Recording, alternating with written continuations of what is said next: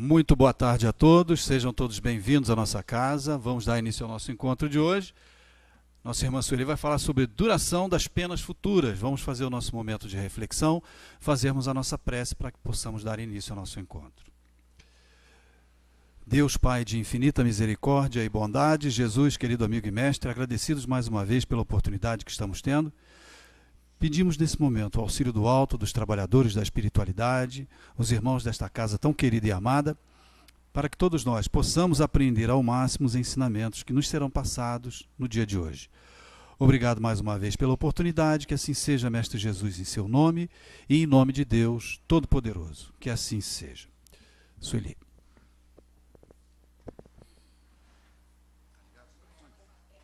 Então, nós estamos dando continuidade ao estudo das penas, né? Falamos das penas temporais, né? Tem tudo a ver com a necessidade realmente que a gente tem de dar certo. Porque a gente ouve falar, né? A gente sofre porque erra. Mas é verdade.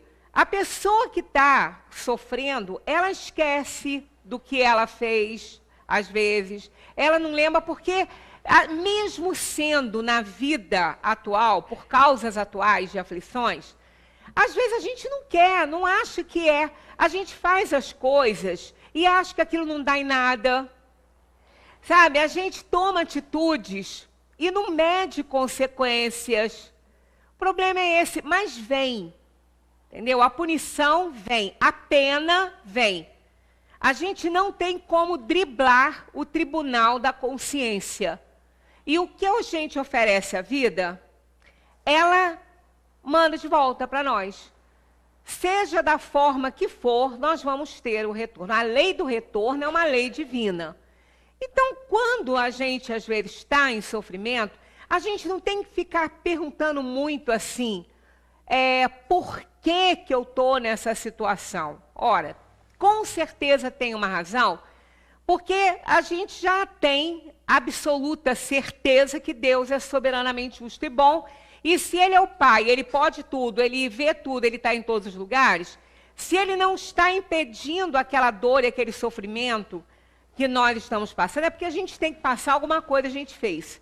Então não tem jeito, é igual criança, que às vezes a mãe bota a criança na cadeirinha do pensamento, e ela fica assim, mas eu não fiz nada.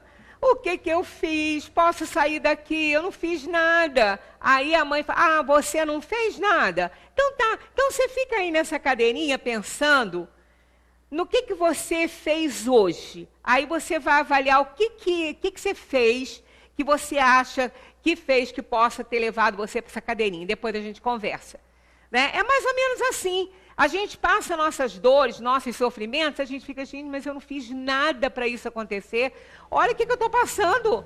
Deus não deve gostar de mim. Né? Só que tem que a gente faz e faz muito.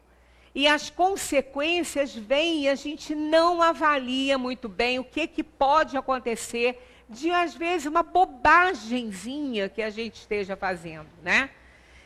Então, a duração das penas, os espíritos nos mostram que ela só dura o tempo do aprendizado. Então, olha só, a duração dos sofrimentos do culpado na vida futura é arbitrária ou subordinada a alguma lei? E eles dizem, Deus nunca age de maneira caprichosa e tudo no universo é regido por leis que revelam sua sabedoria e a sua bondade. Então, nós somos co-criadores, nós temos a nossa parte para fazer, a nossa tarefa. Quando a gente não faz, às vezes a gente não precisa nem fazer nada de errado. É deixar de fazer o certo, e aí consequências vão ter origem da falta daquela ação nossa na bondade, no bem, naquele momento. E ali vai ter não culpabilidade direta, mas vai ter parcela de responsabilidade. E nós vamos ser acusados pela nossa consciência. Tanto que quando a gente depara com uma situação de consequência daquilo que a gente deixou de fazer e podia ter feito, a gente fala assim, caramba, eu podia ter evitado isso. Se eu tivesse agido ali, se eu tivesse feito um pouco mais ou feito algo ali, isso não estaria acontecendo. Então, olha, isso já é um sinal que a consciência está nos mostrando um errinho, está nos acusando. Então, não tem como correr. Ela vai nos acusar. Quanto mais a gente evolui, mais consciência do erro a gente tem. E a gente vai sofrer, não resta dúvida. O que determina a duração dos sofrimentos do culpado? Isso aqui eu adorei. Aliás, não tem uma resposta, né, que a gente não gosta ali do Livro dos Espíritos. Essa de São Luís é ótima, ela é maior. Mas a gente resumiu aqui. O tempo necessário ao seu melhoramento. Olha que justiça divina. Só dura o tempo necessário ao melhoramento. Por isso que às vezes a gente fala assim, ai gente, mas esse problema meu está custando a passar. Não aprendeu a lição ainda. Ainda precisa resolver alguma coisa, por isso que está ali com aquele espinho na carne, né? O estado de sofrimento e de felicidade, sendo proporcionais ao grau de pureza do espírito, a duração e a natureza dos seus sofrimentos dependem do tempo que ele precisa para se melhorar. À medida que ele progride e que os seus ensinamentos os seus sentimentos se depuram, seus sofrimentos diminuem e se modificam. Olha só, por que a gente sofre? Porque a gente quer. Ninguém é culpado. Né? Tanto que Mário Quintana, né, ele tem essa frase que eu gosto muito, que a gente gosta muito de culpar o outro quando a gente está passando um problema, uma dificuldade. Porque foi fulano que fez, fulano, não sei o quê. Até quando a gente que faz a bobagem, mas foi fulano que me fez fazer isso. Ora, pelo amor de Deus, né? A gente tem que assumir nossas responsabilidades, a gente não é criança. É igual aquela criança de jardim, que ela bate no coleguinha. Aí a professora, fulano, por que você bateu no seu... Ele ficou olhando para mim, ele não tinha nada que ficar olhando para mim. Né? A gente se comporta assim, né? Eu não fiz nada demais, eu só respondi o que ele me falou. Ah, passou recibo, deu troco, que é o quê? Né? E deu troco errado. Aí é pior ainda. Bom, na 1005, nós estamos chegando quase no finalzinho do livro, mas ninguém vai se formar, ninguém vai ganhar diploma. Olha lá. Para o espírito sofredor, o tempo parece tão longo ou mais curto do que quando estava encarnado? Olha a resposta. Parece mais longo. O sono não existe para ele.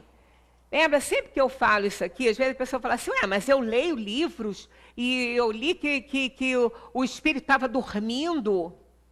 Olha só, não é regra, evidentemente.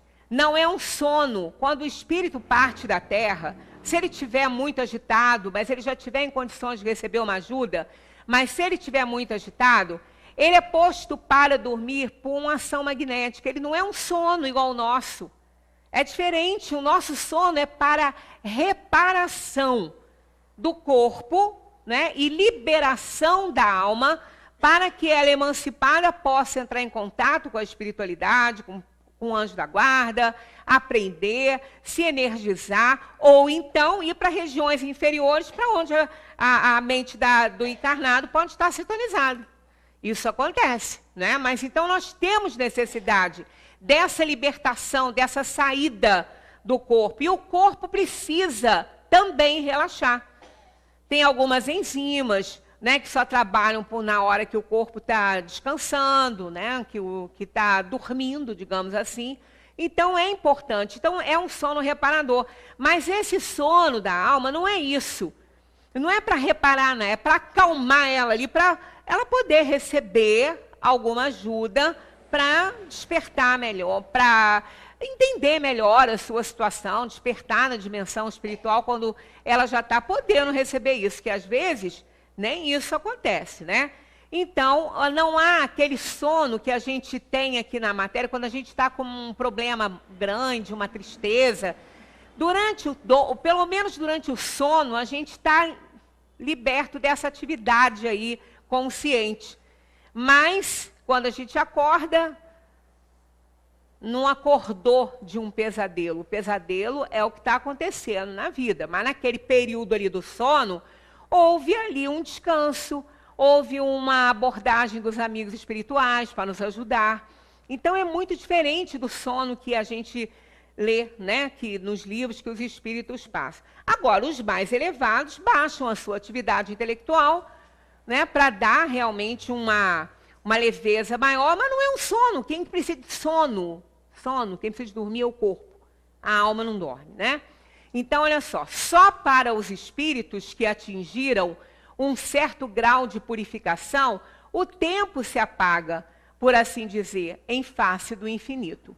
Então, quando o espírito é um espírito devedor, a eternidade para ele não tem fim. Não tem fim mesmo, a gente não tem nem noção de que seja eternidade. Mas o seu problema não vai acabar, porque ele não tem noção de tempo. Aqui na Terra a gente tem, mas na eternidade não tem. Né? Às vezes o médico fala assim, olha, você vai passar um tempo tomando esse remédio, não vai ser muito bom, você não vai ficar muito bem. Mas olha, durante um tempo só, digamos uma semana, pronto, a gente se anima, porque uma semana a gente fica contando os dias, mas na eternidade não tem isso. O espírito sofre, não sabe quanto tempo ele vai sofrer. Então, para ele, realmente é um motivo de muito sofrimento essa situação, né? Na 1006, está lá, a duração dos sofrimentos do espírito pode ser eterna? A gente já sabe, eu não ia nem colocar essa questão aqui, porque a gente já até abordou muito, mas vale a pena a gente, né, reforçar como Kardec fez aí. Sem dúvida, se ele fosse eternamente mau, ou seja, se jamais tivesse de se arrepender nem de se melhorar, então sofreria eternamente.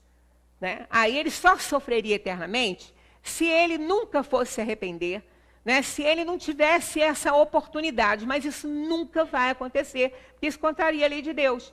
Mas Deus não criou os seres eternamente voltados ao mal, criou-os apenas simples e ignorantes. E todos devem progredir num tempo mais ou menos longo, de acordo com a própria vontade. Achei essa resposta interessante, até por causa mais, não por aqui, que isso aqui a gente já até sabe muito bem, mas aqui, ó. Criou-os apenas simples e ignorantes e todos, ó, devem progredir num tempo mais ou menos longo, de acordo com a própria vontade. Então, a cada resposta dos espíritos, a gente vai vendo que está tudo entregue nas nossas mãos.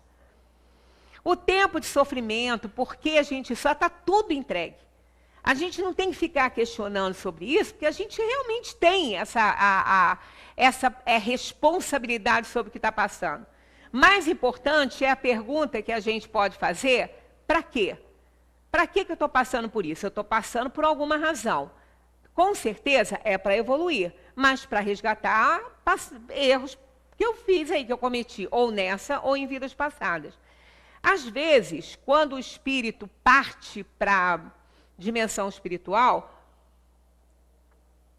quando ele já está em condições de analisar a vida que ele teve, ele começa a ver que a maioria das dores e sofrimentos pelos quais ele passou na Terra foram por causas atuais. Porque as causas anteriores, elas são escolhidas antes da encarnação. Né? O espírito analisa o que ele precisa resgatar, com o auxílio do seu anjo da guarda, da equipe que trabalha com isso, eles vão auxiliar esse espírito na escolha das provas. Mas se o espírito começa a ver a felicidade dos justos, e ele começa a assistir que ele começa a ver que ele deseja isso também, ele começa a escolher coisa demais que ele não vai dar conta. Aí os espíritos que o estão auxiliando, o próprio anjo da guarda, vai mostrando que ele não está ainda com essa evolução toda e que não vai adiantar fazer determinadas escolhas. Então ele escolhe um sofrimento que ele acha, né, que pode suportar, e com o aval do seu anjo da guarda, da equipe toda, ele vem. Então ele é muito menor do que os sofrimentos que a gente arranja aqui. Porque o problema não é passar pela dor e pelo sofrimento, é como a gente vê isso, como a gente encara isso. Então a gente fica num estado, às vezes, de tanta revolta, de tanta intemperança, que acaba trazendo mais doenças e mais problemas que não eram para ter. Aí quando ele parte daqui, às vezes parte até levado por doenças de causas atuais. Nem foi a kármica, foi a outra que adquiriu aqui. Por conta da indisciplina, da imprudência, da negligência, né? da irritabilidade. Aí ele vê tanto que ele errou, tanta bobagem que ele fez. Aí ele começa a querer voltar, mas não é bem assim, né? Não é a hora que a gente quer, não. É a hora que precisa, a hora que pode, quando já estivermos em condições. Então, isso aqui é importante. Todos devem progredir num tempo mais ou menos longo, de acordo com a própria vontade. Então, está tudo aí nas nossas mãos. Esta pode ser mais ou menos retardada, quer dizer, essa punição, essa pena, né? Ela pode ser mais ou menos retardada. Assim como há crianças mais ou menos precoces. Mas, cedo ou tarde, ela se manifesta por uma irresistível necessidade que o espírito sente de sair da sua inferioridade e ser feliz. Novamente, a gente faz referência à parábola do filho pródigo. Ele passou perrengue danado, sofreu. Ele teve um arrependimento até tardio pelo que ele conta que sofreu. Né? Mas ele estava espiando, ele estava sofrendo. Aí acabou aqui, ó. Manifesta-se por uma irresistível necessidade que o espírito sente de sair da sua inferioridade e ser feliz. Que foi o que ele fez, né? A lei que rege a duração das penas é, portanto, eminentemente sábia e benevolente, pois subordina essa duração aos esforços do espírito, jamais lhe retirando o livre-arbítrio. Se dele fez mau uso, sofrerá as consequências disso. Quem faz esse texto é São Luís, né, que escreveu esse texto. E isso aí, a gente não tem nem como reclamar, ficar culpando Deus das desgraças, porque ele não tem nada com isso. A dor e o sofrimento é por conta de erros cometidos pela alma. E tem que pagar por isso.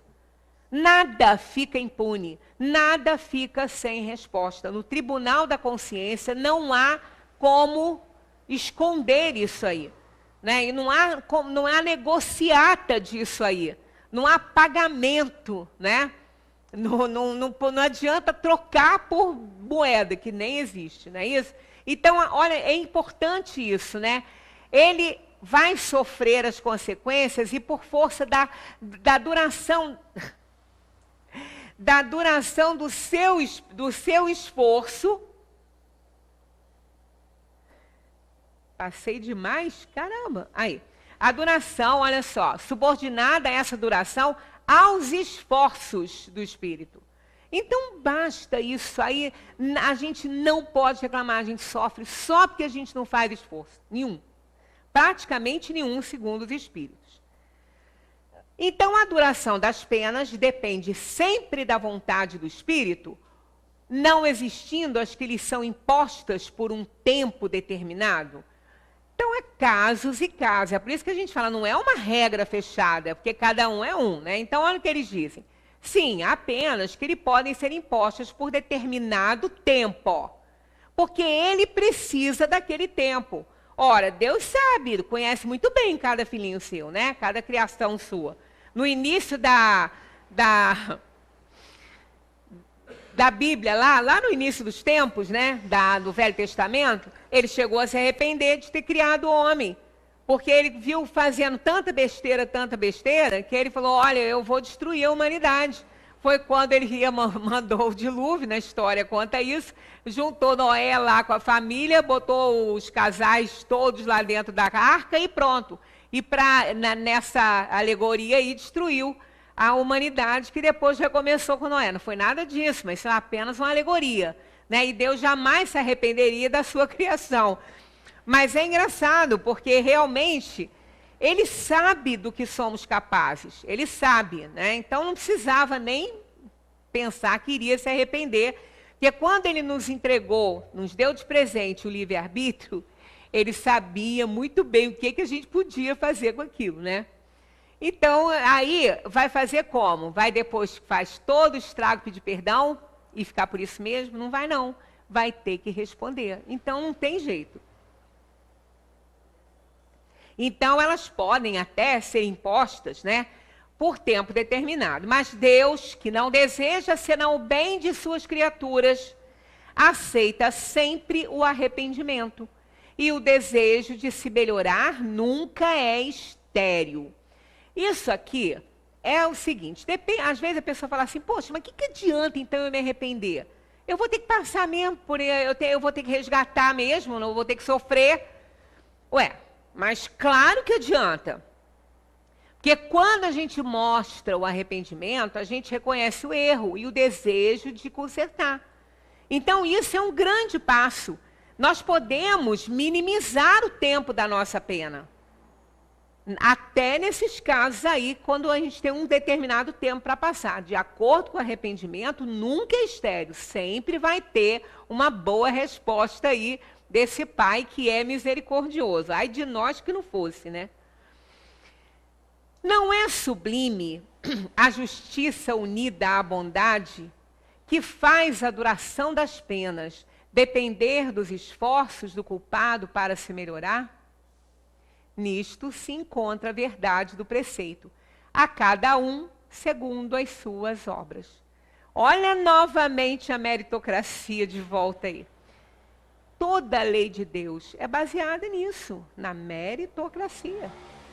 Você tem mérito, você ganha. Você não tem, você não ganha. Não está dizendo que perde, só não ganha. Então, é um mérito, você tem que merecer. Essa palavra, às vezes, ela soa mal quando a gente fala assim, ah, mas será que eu mereço estar passando por essa dor? Não é que você seja uma pessoa ruim e está merecendo sofrer, não é isso.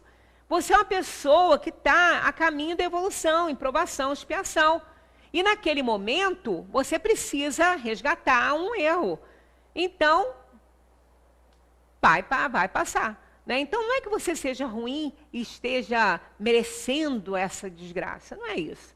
Né? É apenas um reparo, digamos assim, um resgate de algo passado. Então, a cada um segundo as suas obras. Isso aí não tem jeito, não. Aí nós temos esse chamamento de Platão. Isso está lá nessas questões que a gente está trabalhando hoje. Tem vários ensaios assim, de espíritos nos aconselhando e falando muita coisa. Platão nos faz essa chamada aqui, ó. Humanidade, humanidade, não mergulhes mais o teu sombrio olhar nas profundezas da terra, buscando os castigos. Chora, espera, espia e refugia-se no pensamento de um Deus infinitamente bom, absolutamente poderoso e essencialmente justo. Lindo esse chamamento dele, né? Porque realmente, eu fico às vezes imaginando, ainda mais nesse período aí que a gente está passando, os espíritos superiores, olhando a gente nessa ação, nessa sofreguidão, nessa disputa, nessa corrida. Eles devem ficar tão tristes por nós, né? Tão infelizes, porque nas nossas reuniões mediúnicas, a gente recebe a visita de espíritos que supervisionam o trabalho e tudo, né? E nos assistem, né? Sempre, a todos nós. E eles falam, às vezes a gente não tem acesso. Tem alguns que choram, né? Porque realmente eles lamentam a nossa situação, lamentam porque sabem que a gente não precisava estar assim. Né? Aquela pessoa que a gente ama, que está num estado deprimente de saúde e não precisa estar assim. Está porque não se cuidou, porque não fez nada por si, porque nunca quis se cuidar e se tratar. Então a gente olha e não pode ajudar muito. A gente não tem tanto acesso assim, até porque pode ser que uma doença já esteja lá instalada. Então a gente só lamenta e chora junto. Por quê? Não era para ser assim, não era para estar desse jeito. Nossa nossa classe aqui nesse planeta de provação e expiação, nosso nível evolutivo é de ainda inferioridade, mas a gente não precisava de estar na situação que a gente está. É porque nós somos muito teimosos, a gente não consegue olhar para cima. Né? Como ele está falando aqui, não mergulhes mais o teu sombrio olhar nas profundezas da terra, buscando os castigos, que é isso que a gente faz, buscando castigo. Porque quando a gente continua insistindo no erro o tempo todo, nós estamos pedindo punição, por quê? Toda ação carrega uma reação, e essa reação não vai ser boa se a ação também não foi, porque é uma consequência dela. Então, por que a gente faz isso, né? Por que a gente faz isso? Uma vez eu achei graça que eu estava com uma pelinha. Toda vez que eu falo isso, eu lembro disso aí. Eu estava com uma pelinha aqui na unha, que dá aqui no cantinho da unha, assim, e eu comecei. Aí eu assim para mim, não puxa não, que isso dói, isso inflama. E eu tô. Aí não consegui, eu fui com a pontinha da outra unha e pá, olha. Depois eu queria rachar a cabeça na parede, que eu falei, meu Deus, por que eu fiz isso? Aí aquilo inflamou, eu fiquei com um dedo horrível, doendo. Quase perdi a unha, quase caiu, por causa daquela bobagem. Eu fiquei frenética naquilo para arrancar. Eu sabia que aquilo ia doer, que aquilo ia ter problema, que poderia dar um... Fiz. Dá para reclamar? Não dá. Mas a gente faz isso com a gente o tempo todo. Né? A gente vai abrir a boca para falar uma besteira. Antes a gente pensa assim, mas isso vai dar uma confusão. Ah, que dê. Tá? E fala. E solta a pérola. Né? Então, a gente não precisa fazer isso. A gente não precisa. Nós tivemos uma bela amostra do que a gente é capaz, do que as pessoas, do que nós somos capazes de fazer aí nessa campanha eleitoral. Foi um horror. Né? As pessoas se digladiando, se atacando, né? Atacando a moralidade do outro porque ele não pensava como ele. Aí eu fiquei pensando, gente, o povo está enlouquecendo.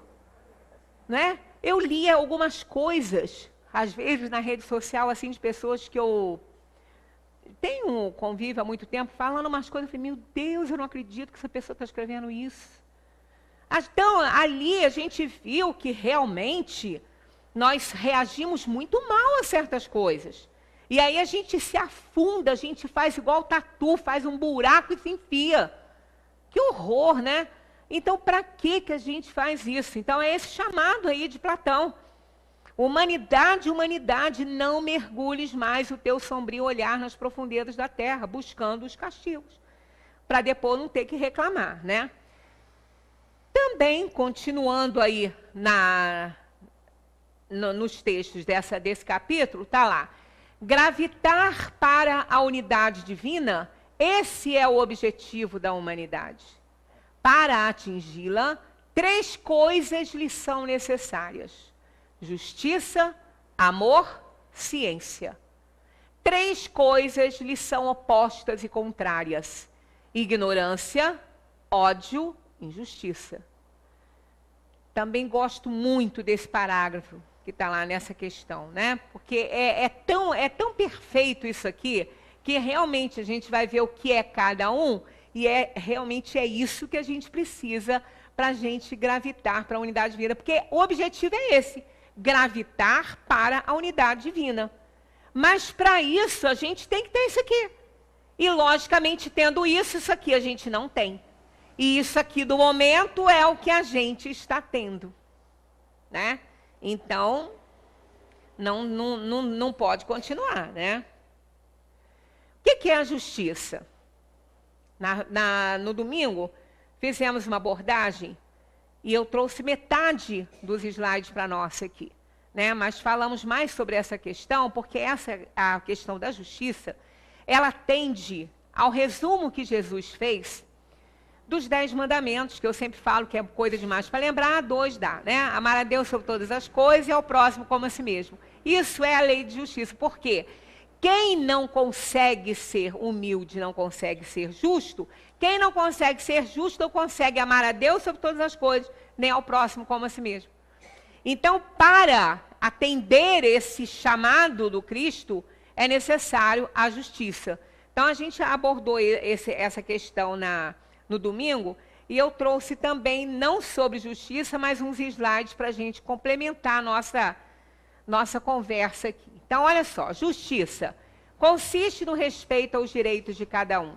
Na de domingo isso está tudo mais mastigadinho, né? Querer para os outros o que quereis para vós mesmos. É sabedoria, aplicação do direito. Né? Todos os direitos que a gente sabe que tem, que pode ter, né? Tudo posso, mas nem tudo me convém, mas tudo aquilo que me convier, todos eles, né? Eu preciso da justiça para aplicá-los na minha vida, senão eu vou fazer bobagem também. Então, a justiça é a sabedoria na aplicação do direito. Determina e acelera a marcha evolutiva do espírito. Amor resume toda a doutrina de Jesus, porque é o sentimento por excelência. E os sentimentos são os instintos elevados à altura do progresso realizado. É o mais eficaz dissolvente da incompreensão e do ódio. É o mais perfeito construtor da felicidade interior, na paz da consciência que se afeiçoa ao bem. Né? Então, faz sentido ser uma das coisas que nos ajuda a gravitar para a unidade divina. E a ciência. O que é a ciência? Ciência é o conhecimento das coisas em sua essência, realizado por meio da razão ou da experiência. Só que isso aqui é muito perigoso quando não está acompanhado dos outros. Porque se isso resolvesse o problema da humanidade, realmente a Terra estaria num nível excelente, né? Porque a ciência está muito avançada, a tecnologia, nem se fala, está maravilhosa. A Terra nesse ponto está maravilhosa, só que não tem moralidade, porque ela está sozinha em muitos pontos, né? Então, olha só, o amor é o fiel da balança. É o que controla esses dois aqui, ó. Porque o conhecimento, sem o apoio desses dois aqui, ele pode nos levar a atitudes extremistas, a atitudes que vão sair do controle. O conhecimento sozinho é perigoso. Ele precisa de quê? Da sabedoria, da justiça, para que ele possa ser controlado, o conhecimento, para que a ciência possa ser controlada. Então, o amor é aquele que é o fiel da balança entre justiça e ciência. Senão, a gente perde o controle totalmente. Aristóteles disse: a virtude consiste em saber encontrar o meio termo entre dois extremos. Só o amor consegue equilibrar a sabedoria e o conhecimento, né? Esse meio termo será encontrado na capacidade que tivermos para compreender as coisas. Um dos aforismos de Buda diz que a dor é inevitável, mas o sofrimento é opcional. Né? Então, quando nós fazemos esforços o suficiente para um autodomínio das nossas inferioridades, a gente não sofre. E quando tem que passar por um sofrimento, para um aperfeiçoamento a mais, claro que isso vai acontecer, nós não temos aquele sofrimento que aquele que está em expiação tem. Nós vamos ter uma forma de agradecimento dentro da provação por conta de onde aquilo ali vai nos levar. Então, é importante demais isso. A lei divina nos dá o livre-arbítrio para escolhermos e concretizarmos nosso programa de aprendizagem. Ou seja, livre opção para elegermos o caminho a ser percorrido para expandirmos a nossa consciência. Então, olha só, presente de Deus, isso foi um presente, o livre-arbítrio, tá vendo? A lei divina nos dá isso aí, né? Para a gente escolher. Só que a gente faz escolhas ruins. Quase sempre a gente faz. se a gente for analisar bem, com uma análise bem sincera no final do dia, nós vamos ver que podíamos ter feito escolhas muito mais eficientes do que a gente fez naquele dia. A gente vai ver que tem muita coisa errada. Mas, às vezes, a gente faz no calor da emoção, né? Isso aqui, também a gente falou domingo, é importante. Ó. O amadurecimento do ser humano inicia-se quando cessam suas acusações ao mundo. E é verdade. Né? Quando Mário Quintana escreveu que ninguém tem nada com os nossos problemas, né? Cada um é responsável por eles, é verdade. Ninguém tem nada, a gente gosta de acusar o outro, mas ninguém tem nada com isso. Ninguém tem nada com os nossos problemas. Nós é que criamos esses problemas para a gente por conta de um mau uso do livre-arbítrio. E a gente começa a acusar o mundo. Então, a gente começa a amadurecer quando a gente não acusa mais o mundo. Não acusa mais ninguém. Quando a gente coloca realmente a consciência para nos ajudar e a gente vê, poxa, eu fiz porque eu quis fazer. Agora eu tenho que arcar com as consequências, não tem jeito, né? Então, é importante nesse momento entrar em crise. É importante entrar em crise. A crise, ela é muito satisfatória. Quando um doente entra em crise, ele está saindo daquela mesmice que ele está ali. Ele teve uma crise, vamos ver. Pode sair dali para melhor ou pode até morrer. Mas, pelo menos, está havendo uma agitação ali no quadro, né? Crises, segundo os gregos, essa palavra tem como significado o estado das situações e ações quando em mudança. Tá vendo? É aquele corredorzinho, né, onde a mudança está acontecendo. É quando em mudança, não é antes e depois que ela aconteceu, é durante a mudança, durante. Sendo essas para melhores ou piores, ou seja, estar em crise é quando as coisas estão mudando de forma que não mudaram ainda, mas também não estão como antes. E com o passar da crise se saberá se mudou para melhor ou mudou para pior. Crise, no latim crisis, também pode significar ruptura, término, separação. Então, tá vendo? Ó, crise é ótimo. Estar em crise é benéfico. Só não podemos ficar nela, né? Mas entrar numa crise é muito bom. Porque a gente sai daquela zona de conforto, sai daquela mesmice, sai daquela situação que não está muito boa e entra para uma mudança. Aí, nesse processo de mudança, a gente começa a avaliar muita coisa, começa a rever os próprios valores, o que está fazendo, o que está oferecendo para o mundo, e começa a avaliar, estou fazendo certo? Estou agindo certo? Está sendo bom para mim? Os resultados estão bons? Então, se não estão, eu preciso mudar. Porque se eu continuar fazendo a mesma coisa, eu só vou ter esses resultados que eu já conheço. Então, eu tenho que apostar num resultado que eu ainda não conheço. Porque os que eu já sei e não gosto, não prestam para mim. Então, é essa questão, é a crise. Né? O nosso país está passando por uma crise. E isso está ótimo. Está ótimo. E nós estamos em crise. Agora, cada um de nós tem que entrar também. O mais importante é cada um de nós entrarmos na crise. Né? Começar a avaliar não o outro, mas a si mesmo.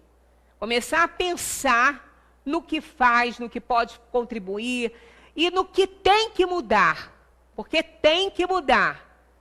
Aquela pessoa que fala que não tem nada para mudar, que não tem nada que mudasse até ali, e que não tem nada para mudar, não sabe nem a bobagem que está falando.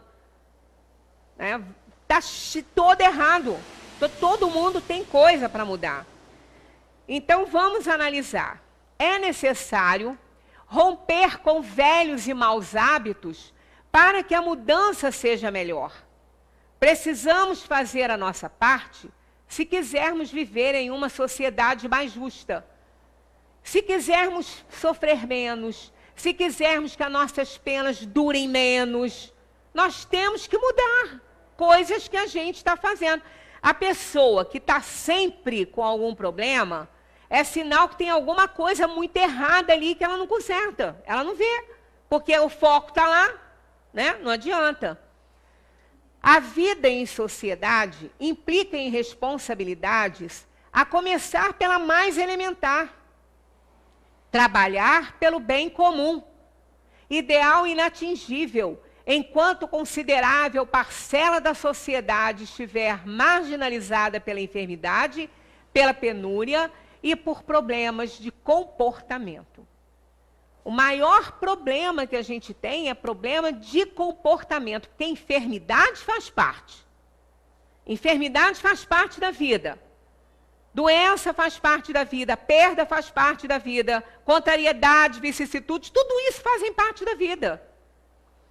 Não tem como, não é? Tudo isso faz parte da vida.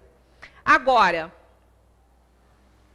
quando você pensa que você pode mudar em alguma coisa, a penúria, né? Pela penúria e por problemas de comportamento, isso aqui é o que mais a gente vê causar sofrimento. Os nossos comportamentos, a gente alonga as nossas penas, não sei para quantos, né? Quantas encarnações a gente vai precisar para vencer, às vezes, uma bobagem só que fez nessa vida que foi uma consequência grave. E pensar muito que a cristianização de uma sociedade não se faz por decreto de um governo. Não vamos achar, todo mundo está com aquela, oba-oba, né? O brasileiro é ótimo, ele é muito carinhoso, é bondoso, abre as portas, é um país realmente, é o coração do mundo, né? Até a localização do Brasil está no meizinho. E ele tem forma de coração, né? Ele tem forma de coração. É um país, acho que é o melhor do planeta. Porque ele tem tudo. Ele tem todas as estações, ele passa o trópico ali no meio, então ele tem todas as variedades climáticas, todas as terras férteis. É tudo lindo, maravilhoso. Esse país é realmente uma bênção. Agora, o que fazemos dele? O que a gente faz com ele? Né? A gente só estraga, a gente só maltrata. Né? Então, é um povo feliz, é um povo festeiro, é um povo agradável, mas é um povo que está dando pouco perto do potencial que tem. Né? Então, a gente tem que obedecer mais às leis, né? Ser mais frequente no movimento, na ação, mas para isso a gente tem que se transformar. A gente tem que mudar velhos hábitos, aqueles hábitos ruins que a gente tem. No finalzinho, eu vou passar um vídeo, que a gente vai terminar com ele, que eu recebi na internet, e o Abel, prontamente, sempre me atendendo aqui, põe aqui para eu poder passar para vocês, que eu não tenho essa habilidade aí que ele tem, né? Mas eu acho que essa frase aí, que é do Simonetti, ela está entre aspas, é dele, eu não botei o livro porque eu não me lembro. São vários, eu não sei de qual livro dele que tem, mas está lá, num dos livros dele. A cristianização de uma sociedade não se faz por decreto de um governo. Então não vamos esperar que as mudanças que todos querem vão chegar assim, ó, dentro da nossa casa, caindo no nosso colo, porque não vão. Cada um tem que fazer a sua parte. A gente viu que houve muita mudança por conta da massa toda, né? Que pressionou muita coisa e conseguiu muita coisa. Mas a gente não pode se acomodar. Tem que procurar mudar a si mesmo, para poder fortalecer isso tudo que está aí, né? Paulo, em carta aos Efésios, diz o seguinte: desperta, ó tu que dormes, levanta-te dentre os mortos e Cristo te iluminará. Portanto, andai prudentemente, não como nécios, mas como sábios, usando bem cada oportunidade, porquanto os dias são maus. Por isso, não sejais insensatos, mas entendei qual seja a vontade do Criador. Também é um chamado muito bonito esse aqui de Paulo. Passou aí, né, o finados, todo mundo comemorando o Dia dos Mortos. Eu só fico olhando essas coisas, assim, escutando certas coisas. Que mortos?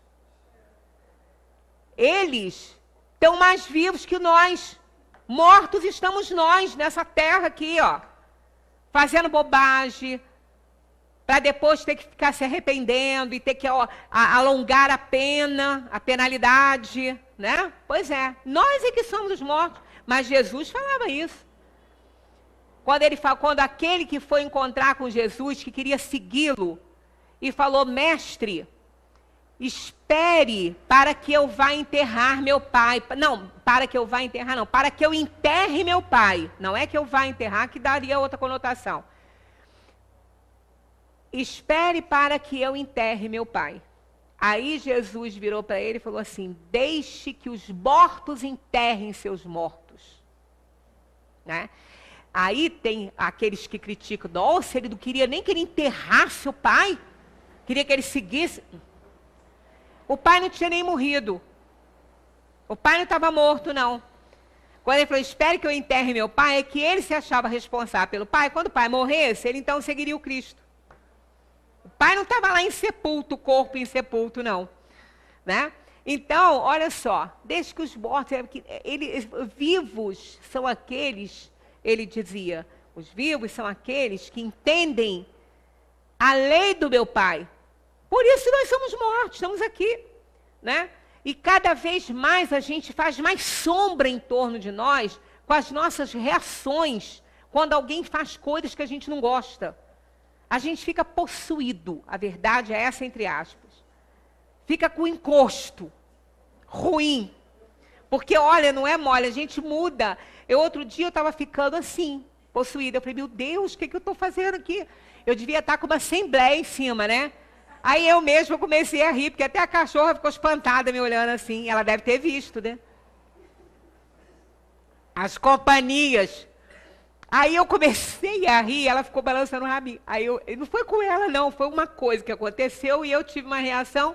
Aí ela ficou assim assustada, ela não estava acostumada a ver isso. Aí eu comecei a rir, eu falei, Bela, até você, hein? Ainda bem que você me alertou, ficando com medo de mim. Porque aí a gente vê o que está fazendo, né? Olha só, uma análise da conduta das pessoas dos países ricos e desenvolvidos constatou que a grande maioria segue os seguintes princípios de vida. A ética como princípio básico, a integridade, a responsabilidade, o respeito às leis, o respeito pelos direitos dos demais cidadãos, o amor pelo trabalho, o esforço para economizar e investir, o desejo de superar e a pontualidade.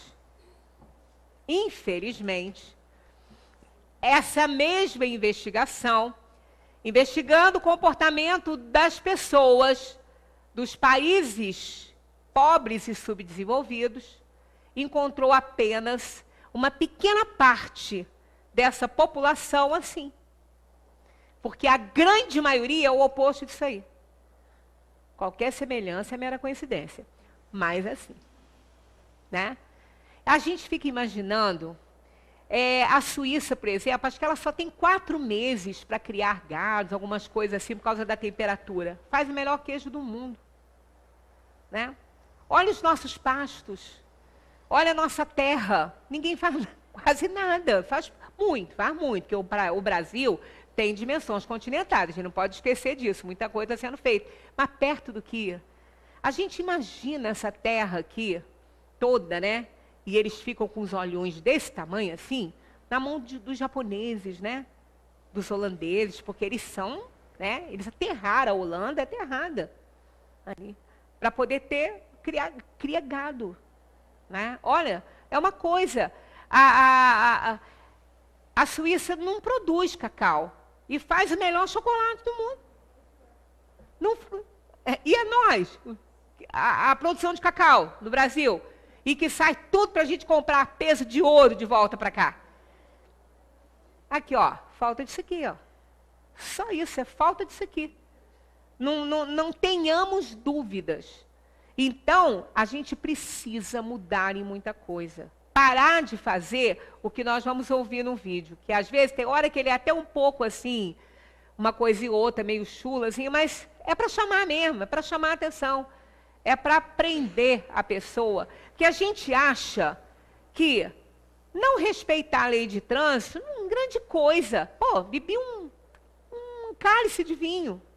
Depende do tamanho do cálice, né? Porque beber um copo de cerveja, tem aquele copo desse tamanho que dá a cerveja inteirinha. Eu tenho um lá em casa. Ah, eu bebi só um copo de cerveja. Mas qual foi o tamanho do copo? É aquele que pega o litro todo? Né?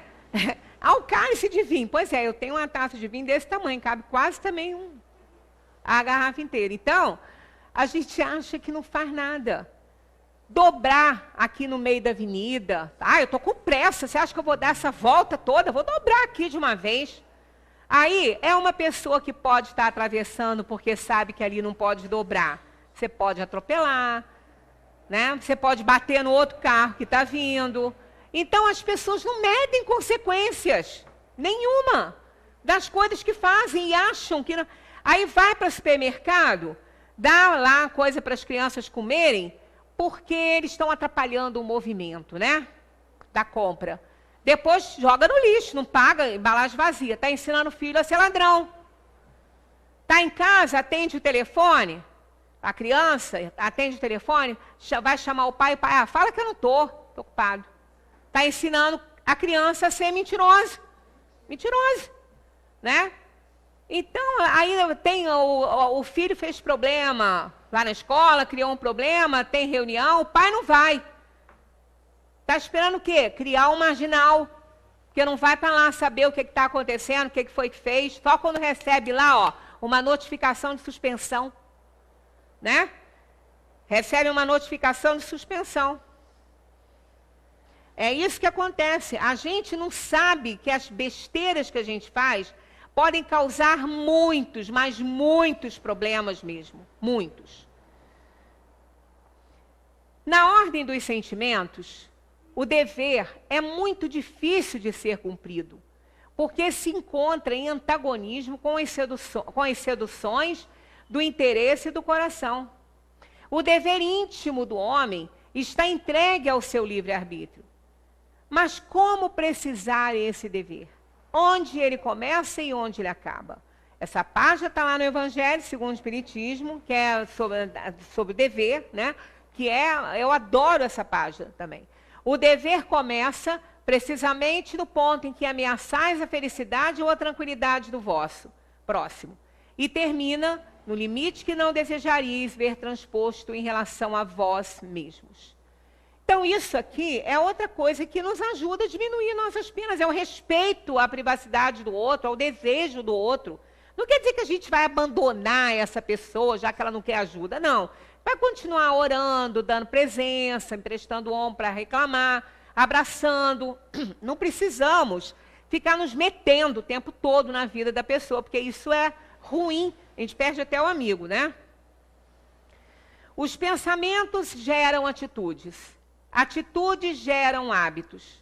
Hábitos geram um estilo de vida. Estilo de vida é o reflexo do caráter. O caráter de um povo é o reflexo daquilo que ele pensa. E seus representantes no governo. Por isso, não pensam diferente. Tá vendo? Os nossos representantes no governo não vão pensar diferente da gente. A gente elegeu porque tem semelhança com as ideias que a gente tem, né? Nós somos o que pensamos e não o que pensamos que somos. Então, nós não podemos achar que nós vamos ter um salvador da pátria, que vai baixar decretos e salvar a nossa pátria, salvar o nosso Brasil. Não. O salvador da pátria está dentro de cada um de nós. Nós é que somos salvadores da pátria. Porque quando nós nos reformarmos e passarmos a ter hábitos mais dignos, mais coerentes com a bondade e obediência à lei divina, as coisas vão com certeza melhorar. Porque uma floresta só é verde porque as folhas das árvores são verdinhas. Porque quando elas ficam amarelinhas, fica tudo amarelo. Então tem que fazer alguma coisa. A gente não pode ficar parado, esperando que as coisas cheguem para a gente.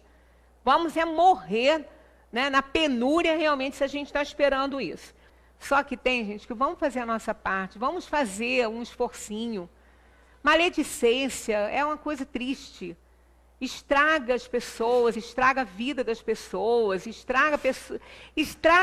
às vezes põe numa queda a encarnação de alguém, dependendo do que você falar para essa pessoa. Às vezes você vai tocar na ferida que já estava quase sarando, aquilo vai abrir e começar a sangrar, e a revolta vai aflorar. Então vamos cuidar disso, né? Vamos ser mais elegantes nas nossas escolhas e mais impecáveis com as nossas palavras. A gente já falou sobre isso. A palavra, ela pode ser mágica ou ela pode ser ruim, pode causar muito mal. Ela tem a magia, pode ser a magia boa ou a magia negra. Então, cabe a cada um de nós escolher o rumo que a gente quer dar para a nossa vida. Só depois não vamos reclamar, continuar reclamando, né? Porque nós precisamos fazer a nossa parte. E a nossa parte, só nós sabemos qual é, e os espíritos sabem também, sabem do pouco esforço que a gente faz para isso acontecer. Muita paz para todos, vamos continuar aí estudando doutrina espírita, porque vale a pena.